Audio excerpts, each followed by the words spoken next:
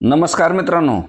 भीमाशंकर सहकारी साखर कारखान्याने महाराष्ट्र राज्याचे माजी सहकार मंत्री व कारखान्याचे संस्थापक संचालक दिलीप वळसे पाटील यांच्या मार्गदर्शनाखाली झालेल्या संचालक मंडळ सभेतील निर्णयानुसार गाळप हंगाम 2025-26 मध्ये गाळपास आलेल्या खोडऊसास 100 रुपये प्रति टनाप्रमाणे अनुदान देण्याचे ठरले आहे.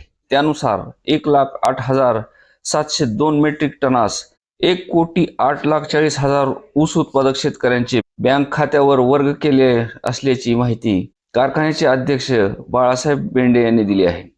कारखान्याचे यापूर्वी गाळप केलेले ऊसास FRP प्रमाणे 3,273 रुपये प्रति मेट्रिक टनाप्रमाणे होणारी रक्कम ऊस उत्पादकांना अदा करण्यात आलेली आहे.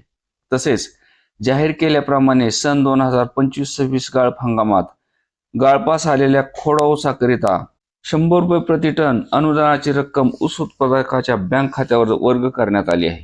यामुळे सभासद ऊस उत्पादकांना ऊस लागवड व मशागतीस मदत होणार असून ऊस उत्पादकांमध्ये समाधानाचे वातावरण निर्माण झाले आहे.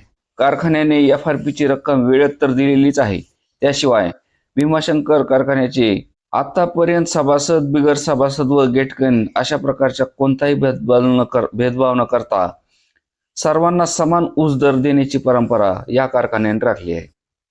गाळप हंगाम 2026-27 करता कार्यक्षेत्र व परिसरातील सर्व ऊस उत्पादक शेतकरी भीमाशंकर कारखान्यास ऊस देतील अशी अपेक्षा ठेवून पूर्वीप्रमाणे सहकार्याची भावना ठेवतील अशी आशा कारखान्याचे उपाध्यक्ष प्रदीप वळसे पाटील यांनी व्यक्त केली आहे.